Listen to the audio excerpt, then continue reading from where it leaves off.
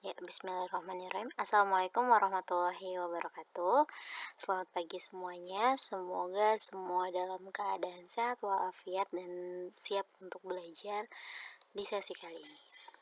Baik, di sesi kali ini kita akan bahas tentang stage of behavior model atau tahapan perubahan perilaku berdasarkan teori trans-theoretical model.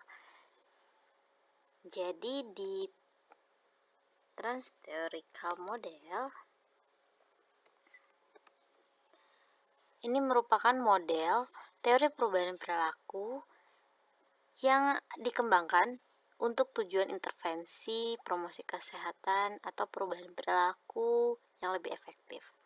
Jadi dalam teori ini terdapat tahap-tahap atau stage bagaimana perilaku itu berubah.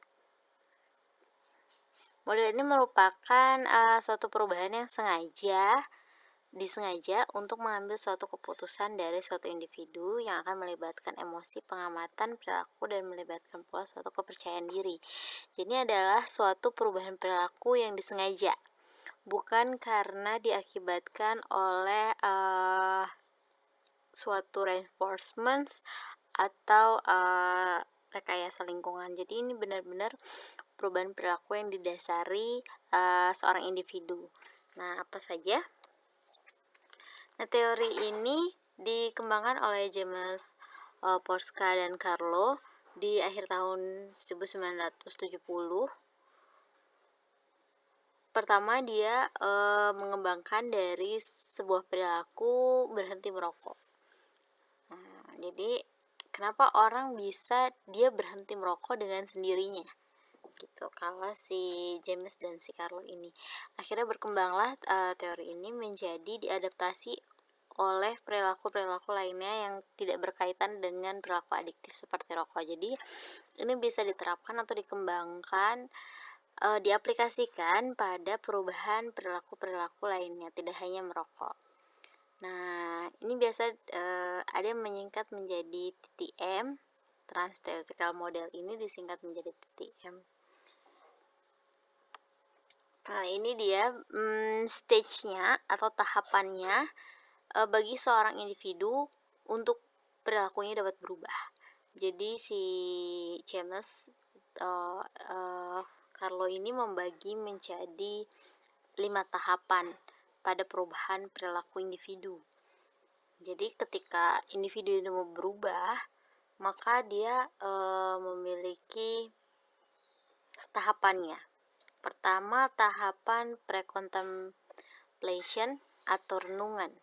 Dia baru merenungkan atau belum merenungkan, jadi dia belum siap berubah. Kemudian di stage kedua atau tahap kedua dia mulai merenungkan, disebut dengan tahap contemplation. Jadi dia baru mempertimbangkan mau berubah apa enggak, seperti itu kurang lebih. Kemudian ada preparation. Nah, ketika di tahap 2 dia memutuskan untuk berubah, maka dia akan melanjutkan kepada stage berikutnya atau tahapan berikutnya, yaitu preparation atau persiapan untuk perubahan perilaku. Jadi dia perlu nih apa-apa saja yang harus saya perlukan ya untuk merubah perilaku saya. Misalnya ketika orang itu mau berhenti merokok, bagaimana caranya dia untuk berhenti merokok? Nah, itu masuknya ke preparation. Ketika dia telah mempersiapkan atau sudah menyiapkan semua persiapan yang dibutuhkan untuk dia berubah perilakunya, maka dia akan segera memasuki stage action atau dia sudah bersiap untuk melakukan perubahan perilaku. Kira-kira tindakannya apa? Itu sesuai dengan yang sudah di preparation atau dipersiapkan sebelumnya. Nah, disinilah baru dia memulai perubahan perilaku. Sebelum dia melakukan action perubahan perilaku, ada stage-stage sebelumnya yang harus dicapai dan dilewati oleh seorang individu. Setelah dia melakukan perubahan perilaku, nah ini menjadi PR, yaitu maintenance atau pemeliharaan. Jadi bagaimana dia dapat memelihara, mempertahankan konsisten istiqomah terhadap perubahan perilaku yang telah dilakukan di stage sebelumnya. Nah, kalau kita lihat di gambar, ini ada satu fase lagi atau satu stage lagi, yaitu relapse. Nah, ini yang tidak diharapkan sebetulnya.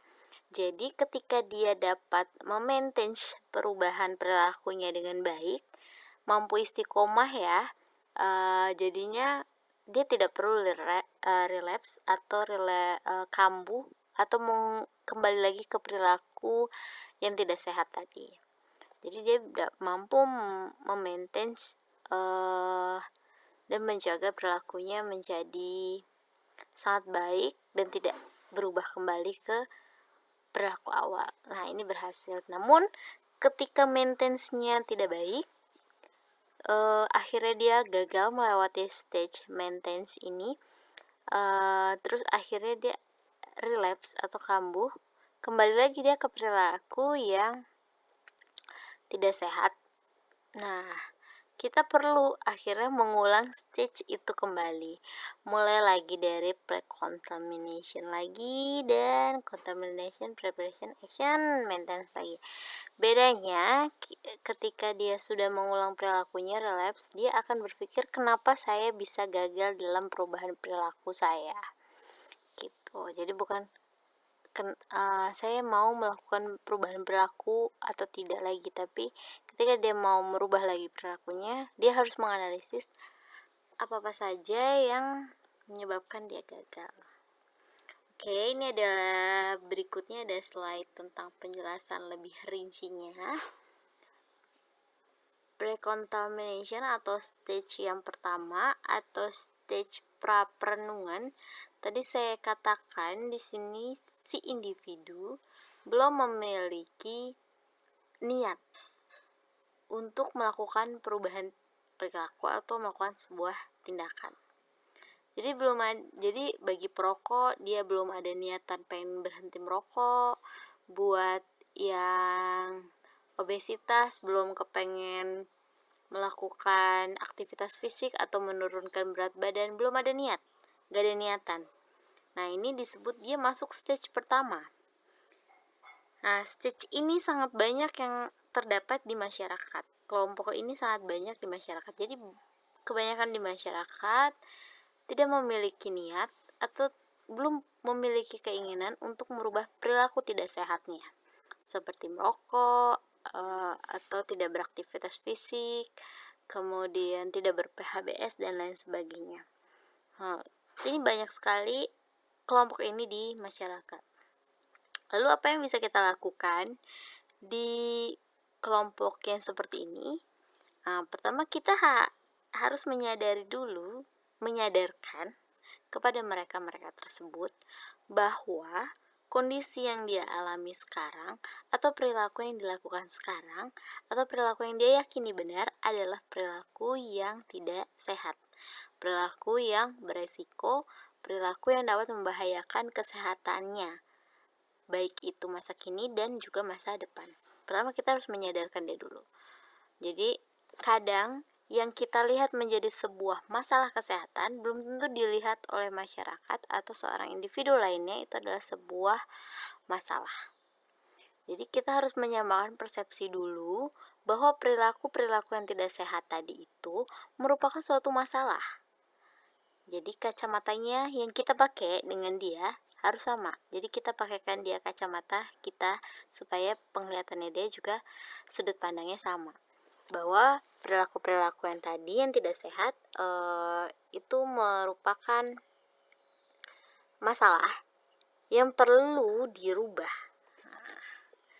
Ketika dia sudah meyakini bahwa perilaku tidak sehatnya itu tidak baik, beresiko, berbahaya, dia sudah sadar, kita masuk ke berikutnya. Kita ajak dia menilai seberapa besar resiko tersebut.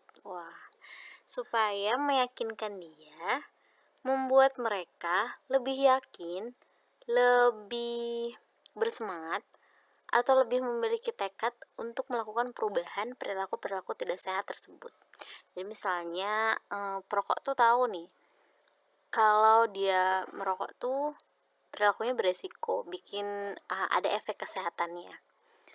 Terus orang yang obesitas juga merasa ya sih emang harus diturunin gitu. itu baru sekedar sadar, tapi dia belum memiliki kesadaran secara utuh, memiliki pemahaman secara utuh bagaimana sebenarnya resiko dari keadaan-keadaan tersebut, dari perilaku-perilaku tersebut. Jadi kita ajak dia untuk menilai resiko dari perilaku-perilakunya mereka. Jadi supaya mereka lebih yakin, lebih memiliki tekad, lebih bersemangat untuk melakukan perubahan. Bisa kita ajak misalnya perokok untuk menilai tingkat adiktif mereka. Apakah mereka perokok ringan, sedang, atau berat. Lalu obesitas juga bisa kita nilai resikonya. Apakah dia masih obesitas ringan, obesitas sedang, atau obesitas berat. Nah, berarti ketika itu semua kita bisa nilai, kita bisa lebih mengajak dan meyakinkan bahwa diperlukan suatu perubahan perilaku. Kemudian yang ketiga, kita harus meyakinkan bahwa keadaan ia saat ini, baik yang memiliki perilaku tidak sehat tersebut, memiliki cara atau ada caranya loh kita dapat berubah perilakunya. Anda perokok berat, Anda baru perokok sedang, atau baru hanya perokok ringan atau coba-coba, itu tetap bisa dirubah perilakunya, ada caranya dan bisa berubah. Nah, kita meyakinkan itu supaya mereka muncul niatan untuk berubah. Jadi ini berkolerasi ya teorinya sama teori perilaku sebelumnya, bahwa perilaku suatu tindakan atau perilaku akan terjadi ketika ada niatan dari si individu untuk melakukan tersebut. Jadi di sini dibutuhkan niatnya dulu, atau keinginan atau minat untuk melakukan perubahan perilaku. Nah, stage ini yang saya bilang tadi paling banyak di masyarakat, makanya edukasi yang biasa kita banyak berikan itu edukasi terkait bahaya resiko dari perilaku tidak sehat atau kejadian suatu penyakit, resikonya dan sebagainya. Karena memang paling banyak yang ada di masyarakat adalah kelompok ini, stage ini, bahwa mereka tidak menyadari kalau mereka memiliki resiko atau perilaku mereka beresiko. Jadi itu yang perlu disadarkan, satu, dan kedua menyadarkan itu dapat berubah. Oke, next, ini yang stage kedua atau contemplation.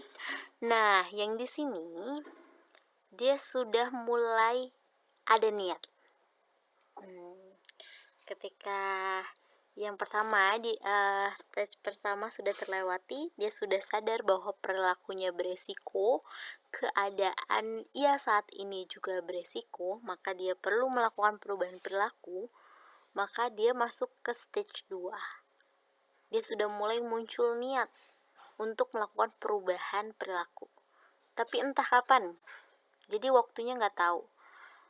Dia udah punya niat aja mau berubah perilakunya, tapi belum tentu besok, belum tentu nanti, belum tentu juga minggu depan, belum tentu juga bulan depan atau tahun depan. Jadi dia baru niat aja. Jadi kalau misalnya nanya para perokok ya, sebenarnya tahu nggak sih kalau rokok berbahaya? Iya tahu. Terus pengen gak sih berubah perilakunya, atau pengen gak sih berhenti merokok? Iya pengen. Terus kita tanya lagi, terus kapan tuh pengen sama berhenti perilakunya tuh kapan? Ya nanti, gak tahu kapan. Nah, dia masuk ke stage 2. Nah, ini juga golongan terbanyak kedua setelah stage pertama tadi. Jadi di sini juga banyak nih masyarakat sebenarnya udah paham, sudah tahu, sudah memiliki niat untuk berubah, tapi nggak dieksekusi. Misalnya para yang obesitas, apalagi mereka yang masih baru obesitas ringan dan sedang, mereka menyadari bahwa tubuh mereka mulai obesitas, mulai mengembang. Nah, di situ sebenarnya mereka udah punya niat, pengen olahraga, pengen nurunin berat badan, pengen diet gitu ya. Tapi ketika berlawanan dengan kemalasan, udah nanti aja deh, dietnya besok aja. Nah, ini masuknya contemplation. Jadi dia baru memiliki niat aja, tapi belum mengeksekusinya. Nah, ini juga banyak ya. Kalau makanya coba ditanyain ke diri sendiri yang memiliki indikator-indikator obesitas atau perokok, tanya kapan ingin berubah gitu. Jika belum memiliki jawaban kapan ingin berubah dan langkah apa yang akan dilakukan untuk berubah, berarti kalian masuk ke stage 2. Karena sebenarnya kalian tahu resiko dan bahayanya dari keadaan-keadaan dan perilaku tersebut. Nah, strateginya apa nih? Berarti kalau di stage 2. Di stage 2 ini kita dapat mengkonfirmasi kesiapan dan kemampuan dia untuk berubah. Misalnya, kita tanya, seberapa siap sih pengen berubah? Iya pengen sih, tapi nggak tahu, kayaknya susah banget misalnya ditanya kayak gitu. Lalu kita bisa tanyakan kedua, kenapa susahnya? Apa hambatannya?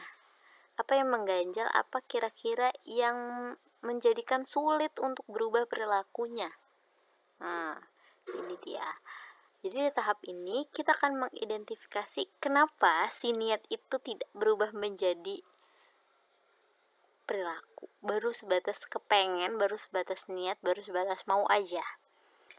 Kita konfirmasi, kita cari tahu seberapa dia pengen, seberapa dia ingin, seberapa dia sanggup untuk berubah, dan kita identifikasi kenapa niatnya baru muncul doang, tidak melakukan eksekusi. Hambatannya apa? Ini di stage 2. Oke, ini juga banyak ya yang ada di kelompok masyarakat, apalagi masyarakat yang sebenarnya pengetahuannya sudah baik, tetapi actionnya yang kurang. Nah, ini stage ketiga. Jadi di stage ketiga dia sudah mulai naik level. Naik levelnya gini, ketika dia di stage 2 dia baru berniat. Nah, stage 3 nih dia udah mulai cari-cari tahu, atau dia mulai punya rencana kapan dia mau melakukan perubahan perilakunya. Misal kita ambil 30 hari ke depan. Misal dalam sebulan ini nanti pokoknya saya mau berubah perilakunya. Dalam sebulan ini saya akan mau mencoba berhenti merokok. Dalam sebulan ini saya akan mencoba untuk berperilaku sehat, makan makanan yang baik, dan olahraga. Jadi dia sudah mulai mempersiapkan.